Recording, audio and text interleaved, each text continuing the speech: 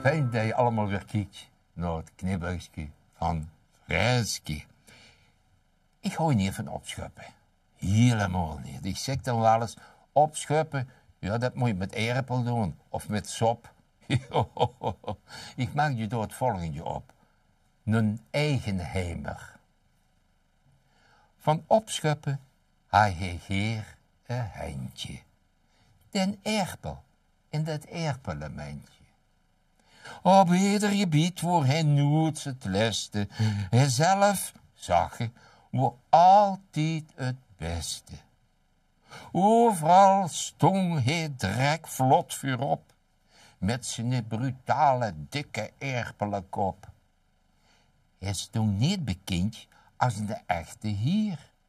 Op een friederpel, die keek hij minachtend op neer. Woorden andere erpenfamilies aan het jassen, ja, dan had je lol. Dat vond ik klasse. En ging met patatten tot erpelenmeel vullen. Dan riepen, oh, wat kan mij dat schelen?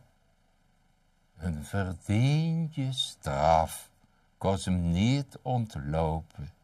En jawel, een pastoersmaagd, die ging hem kopen.